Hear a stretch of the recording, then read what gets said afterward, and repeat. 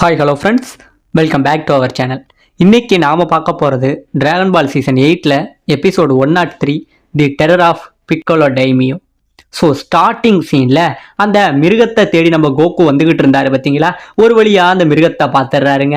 பின்னாடி வந்த கோகு அந்த மிருகத்தை நில்லு நில்லு அப்படின்னு கூப்பிட உடனே இந்த மிருகம் என்ன பண்ணிடுது, அதுவுமே இந்த இடத்துல நின்றுடுதுங்க. இப்போ நம்ம கோகு என்ன சொல்கிறாரு, அது கையில் இருந்த டிராகன் பாலை பார்த்துட்டு, நீ தானே என் ஃப்ரெண்டை கொன்ன, என் ஃப்ரெண்டு கிர்லினை கொல்ல உனக்கு எவ்வளவு தைரியம் அப்படிங்கிற மாதிரி பயங்கரமாக கோபப்பட, இப்போ அந்த மிருகமும் சொல்லுது, ஓ அந்த பையனா, ஆமாம் நான் இந்த பால் எடுக்கும் போது எனக்கு எதிர நின்னா ரொம்பவே வீக்கானவன், அதனால தான் அவனை கொண்டுட்டங்கிற மாதிரி ரொம்பவே சாதாரணமாக சொல்ல, அந்த பையனை நான் எப்படி கொன்னன்னு உனக்கு தெரியுமா அப்படின்னு சொல்லி இவங்களுக்குள்ள ஒரு சண்டை நடந்திருக்கும் பார்த்தீங்களா. கிர்லினுக்கும் இந்த மிருகத்துக்கும் அந்த நடந்த சண்டையை பற்றி இங்கே சொல்லுதுங்க. அதாவது நம்ம கிர்லின் என்ன பண்ணுறாரு, இந்த மிருகம் அதோட டிராகன் பாலை எடுத்த உடனே நம்ம கிர்லின் இங்கே இருந்து வேகமாக அடிக்கிறாருங்க. ஒரு அடி கூட இந்த மிருகத்து மேலே படலை, எல்லா அடியுமே டாஷ் பண்ணிக்கிட்டு இருக்கு. இப்போ இந்த மிருகம் உடனே என்ன பண்ணிடுது, இங்கே இருந்து பறந்து நம்ம கிர்லினோட மூஞ்சில ஒரு உதவிட இந்த இடத்துல ஒரே உதையில நம்ம கிர்லின் செத்தும் போயிடுறாங்க. இது எல்லாத்தையுமே நம்ம கோகு கிட்ட அவன் சொல்லிக்கிட்டு இருக்க. இப்ப நம்ம கோகு சொல்றாருங்க, என் ஃப்ரெண்டை கொன்னுட்டு அதுவும் என் முன்னாடியே இப்படி சொல்றியா, உன்னை சும்மாவே விடமாட்டான் அப்படின்னு சொல்லிட்டு என்ன பண்றாரு, இங்கே இருந்து கோகு அவனை அடிக்கிறாருங்க. ஒரு அடி கூட வரலங்க, எல்லா அடியுமே இந்த மிருகம் டாச் பண்ணிட்டு கரெக்டா கோகு அடிக்க வர கோகுவோட கை இருக்கு பார்த்தீங்களா, அதை அந்த மிருகம் பிடிச்சிடுதுங்க. இப்படியே கையை பிடிச்சி என்ன பண்ணிடுது, அவனை ஏர்ல இங்கே இருந்து கோகுவை தூக்கி ஒரு ஒண்ணு விடுது. அப்படியே கோகு கீழே போயிடுறாருங்க. கீழே போனப்ப இந்த பக்கம் நம்ம மாஸ்டரை காட்டுறாங்க. நம்ம மாஸ்டர் என்ன பண்றாரு, நம்ம கிர்லினோட உடம்ப பார்த்துட்டு கரெக்டா சொல்லிடுறாரு, அதாவது ஒரே அடியில நம்ம கிர்லின் இந்த இடத்துல செத்து இருக்கான், ஒரே அடியில நம்ம கிர்லின் இந்த இடத்துல எவனோ கொண்டு இருக்கான் அப்படிங்கிற மாதிரி சொல்ல, இப்ப சுத்தி உள்ளவங்களுக்கு பயங்கரமான ஷாக்கு. என்னது, கிர்லின் எவ்வளவு பெரிய போர் வீரன், அவனையே ஒரு அடியில ஒருத்தன் கொண்டு இருக்கானா, அப்ப அவன் எவ்வளவு ஸ்ட்ராங்கா இருப்பான் அப்படிங்கிற மாதிரி சுத்தி உள்ளவங்க எல்லாருமே ஆச்சரியப்பட்டு பயந்துகிட்டு இருக்காங்க. இந்த பக்கம் நம்ம கோகுக்கும் அவனுக்கு சண்டை நடந்தப்ப நம்ம கோகு அடிச்சாரு பார்த்தீங்களா, அதனால கீழே விழுந்துகிட்டு இருந்தாருல கோகு. இப்ப அவரு கீழே விழுந்துகிட்டு இருக்க உடனே நிம்பஸை கூப்பிடுறாருங்க. நிம்பஸை கூப்பிட உடனே நம்ம கோகு அந்த நிம்பஸ் பிடிக்க இப்ப நம்ம நிம்பஸ்ல உட்காந்த கோகு மேல வந்துகிட்டு இருக்காரு. அப்படி வரப்ப ஏற்கனவே அந்த சண்டையில என்னோட ஃபுல் பலமும் போயிடுச்சு, இப்ப என்கிட்ட பலமே இல்லை, நான் எப்படி இவனை தோக்கடிக்க போறேன், ஆனா இவனை எப்படியாச்சும் நான் கொன்னே ஆகணும் அப்படிங்கிற மாதிரி நம்ம கோகு சொல்லிக்கிட்டு வராருங்க. இப்ப இந்த பக்கம் அந்த நிம்பஸ்ல வந்த கோகு அந்த மிருகத்துக்கு முன்னாடி நிம்பஸ்ல ரொம்பவே வேகமா சுத்துறாருங்க. அப்படியே வேகமா சுத்திட்டு அந்த மிருகத்தோட முதுகுல ஒரு உதைக்க வருவாரு பாருங்க. உடனே நம்ம மிருகம் என்ன பண்ணிடுது, அப்படியே அதோட கழுத்தை அது முருகு பக்கம் திருப்பிடுதுங்க. முதுகு பக்கம் திருப்பி நம்ம கோகு இங்கே இருந்து உதைக்க வந்தாரு பார்த்தீங்களா, அவரை இதோட நாக்குனாலேயே பிடிச்சிடுது. நாக்குனால பிடிச்சி இங்கே இருந்து சுத்தி வீசிடுதுங்க. வீசின உடனே நம்ம கோகு என்ன பண்ணிடுறாரு, கீழே போயிடுறாரு. மறுபடியும் ஆனா எப்படியோ மேல வந்துடுறாரு. அப்படி வந்தவரை இந்த மிருகம் அது வாயிலிருந்து ஒரு மிகப்பெரிய லேசர் அட்டாக்கை வச்சு அடிக்க, நம்ம கோகுக்கு பதிலாக அந்த அடி கீழே இருந்தது பார்த்தீங்களா நிம்பஸ், அந்த நிம்பஸ் மேல அடிக்க இந்த இடத்துல அந்த நிம்பஸ் அப்படியே கரைஞ்சு போயிடுதுங்க. கரைஞ்சு போனோடனே கோகு என்ன பண்ணிடுறாரு, அப்படியே கீழே விழ இந்த பக்கம் அந்த மிருகம் ஓங்கி நம்ம கோகு ஒரு அடி அடிக்கவும் செய்துங்க. இப்படியே அடிச்சு நம்ம கோகு கீழே போயிட்டு இருப்பா. அப்படி கீழே போக அவரோட பவர்ஃபுல் எக்ஸ்டெண்டர் இருக்கு பார்த்தீங்களா, அந்த எக்ஸ்டெண்டரை இங்கே இருந்து நீட்டி அந்த மிருகத்தை அடிக்க போக அவர் எப்படியோ அந்த எக்ஸ்டெண்டரை பிடிச்சி இங்கே இருந்து தூக்கி வீசுவாரு. நம்ம கோகு அந்த எக்ஸ்டெண்டரோட போய் அந்த காட்டில் விழுந்துடுறாருங்க. கீழே விழுந்தவர் உடம்பு முழுக்க அடிபட்டு தாங்க விழுந்திருக்காரு. அப்படியே உடம்புல ரத்தம் கசிய இவன் மேலே இருந்து வந்தவன் நம்ம கோகுவோட முதுகுல ஒரு குதிப்பான் பாருங்க. அப்படியே கோகுக்கு இந்த இடத்துல என்ன பண்றதுனே தெரியாம இருப்பாருங்க. இப்ப கோகு இருக்காரு பார்த்தீங்களா, அப்ப கூட இவன் அடிச்சு முடிச்சோடனே இங்க இருந்து நகர செய்யும் போது கூட கோகு அவனோட காலை பிடிச்சி, என்னோட ஃப்ரெண்டை அநியாயமா கொண்டுட்டியடா, என் ஃப்ரெண்டை என்கிட்ட இருந்து நீ பிரிச்சுட்டியடான்னு சொல்லி கதற. அப்ப கூட இவன் என்ன பண்றான், நம்ம கோகுவோட கழுத்தை பிடிச்சி அப்படியே மேல தூக்கி, நீ என்னடா இவ்வளவு அடிச்சு சாக மாட்டேன்னு கோகுவை போட்டு சரமாரியா அடிக்கிறாங்க. ஏற்கனவே சண்டையில மொத்த பலத்தையும் இழந்தா பாத்தீங்களா நம்ம கோகு. இப்ப அவன் உடம்புல சுத்தி அடிக்கிறதுக்கு கொஞ்சம் கூட பலம் இல்லைங்க.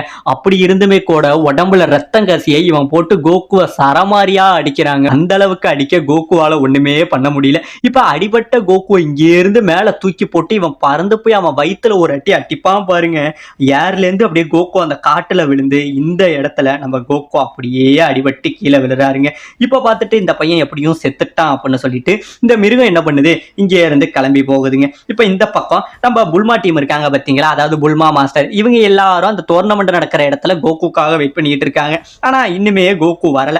அப்பதான் நம்ம மாஸ்டர் சொல்றாரு, கோகு செத்துட்டான்னு நினைக்கிறேன், இந்நேரம் அந்த மிருகத்துக்கு பின்னாடி போயிருக்கான், எப்படியுமே அவன் செத்துருப்பான் அப்படின்னு சொல்ல இவங்க யாராலுமே ஏத்துக்க முடியல.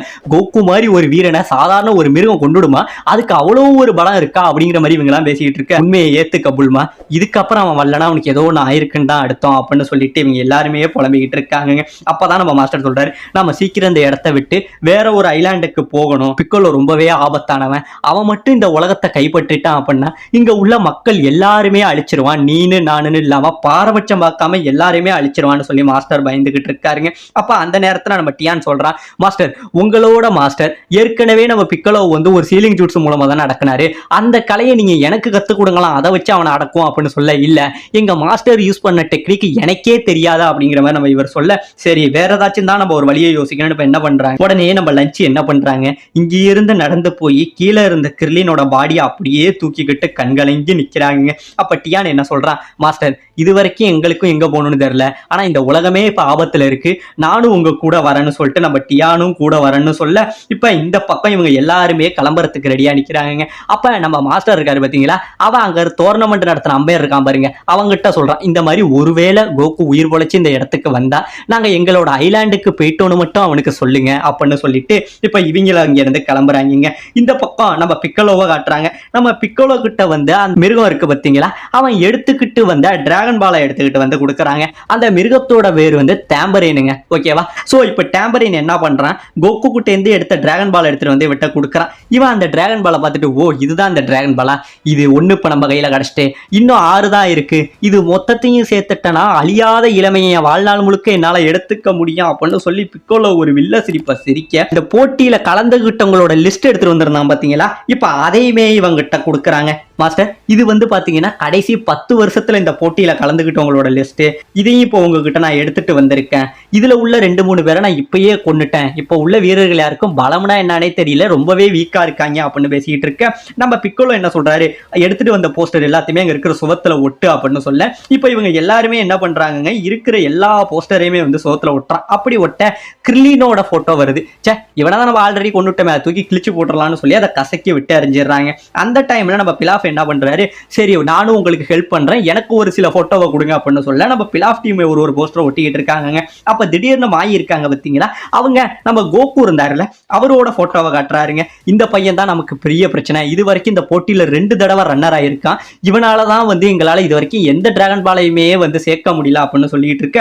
உடனே நம்ம டேம்பரின் என்ன சொல்றான், அந்த போட்டோவையும் கிழிச்சு போட்டுருங்க, ஒரே கல்லுல 2 மாங்காங்கிற மாதிரி எனக்கு இந்த பாலும் கிடைச்சிட்டு என்னை எதிர்த்துக்கிட்டு இந்த பையன் ரொம்ப கத்திக்கிட்டு தான் இருந்தான், இவங்கிட்ட திறமையே இல்லை, இவனையும் நான் அடிச்சு கொன்னுட்டான் அப்படின்னு சொல்ல நம்ம பிலாஃபுக்கு பயங்கரமான ஷாக்கு, என்னது இந்த பையனையுமே கொன்னுட்டீங்களா, அப்ப இனிமே நமக்கு பிரச்சனையே இல்லைங்கிற மாதிரி இவங்க பேசிக்கிட்டு இருக்க. இப்ப நம்ம பிக்கோலோ என்ன சொல்றாரு, டேம்பரின் இது வரைக்கும் நீ டிராகன் பாலை சேர்த்துட்ட, இனிதான் நம்மளோட முக்கியமான வேலை இருக்கு, இந்த போஸ்டரில் உள்ள ஒருத்தவனோட உயிரோட விட்டுறாத, ஏன்னா மறுபடியும் அந்த சீலிங் ஜூட்ஸ் இங்க வரவே கூடாது, இந்த டோர்னமெண்ட்ல கலந்துகிட்ட எல்லா மார்ஷல் ஆர்ட்ஸ் வீரர்களோட உயிரையுமே எடுத்துரு, அது போக ஒரு பக்கம் டிராகன் பாலையுமே கண்டுபிடி, இவங்க எல்லாரையும் கொல்றதா உனக்காக நான் கொடுக்குற மிஷன் அப்படின்னு சொல்லி நம்ம பிக்கோலோ எல்லாரையும் கொல்ல சொல்லிட்டு ஒரு வில்ல சிரிப்பை சிரிக்கிறாங்க. இப்ப இந்த பக்கம் கிங் சாப்பா இருந்தான் பாத்தீங்களா, அதாவது டோர்னமெண்ட்ல கூட நம்ம கோகுவோட சண்டை போட்டவன், இப்ப அவன் இங்க ஒரு சில வீரர்களோட ட்ரைனிங் எடுத்துக்கிட்டு இருக்காங்க.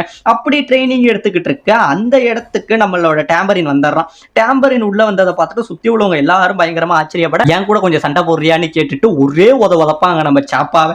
அப்படி உதைக்க நம்ம சாப்பா இங்கே இருந்து கீழே விழுந்துடுறான். விழுந்த உடனே சுத்தி உள்ளவங்க எல்லாம் எங்க மாஸ்டரே அடிச்சிட்டானுங்கிற மாதிரி ஆச்சரியத்துல பார்க்க, சரி இப்ப நம்ம 2 பேரும் சண்டை போடலாம் அப்படின்னு சொல்லிட்டு சாப்பாவும் இவனும் சண்டை போடுறாங்க. நம்ம சாப்பாவோட ஸ்பெஷல் டெக்னிக்கான 8ஆம் டெக்னிக் இருக்கு பாத்தீங்களா, அதை இப்ப நம்ம சாப்பா யூஸ் பண்ணி அடிக்க எல்லா அடியுமே ஒரு டாஷ் பண்றாருங்க. இவ்வளவுதான் உன்னோட டெக்னிக்கா, இப்ப என்னோட 100ஆம் டெக்னிக்கா பாக்குறியா அப்படின்னு சொல்லிட்டு நம்மளோட டேம்பரின் இருக்கான் பாத்தீங்களா, அவன் திருப்பிக்கிட்டு சரமாரியா அடிக்கிறாங்க. எல்லா அட்டியுமே வாங்கிக்கிட்டு இந்த இடத்துல மனுஷன் செத்தே போறாங்க.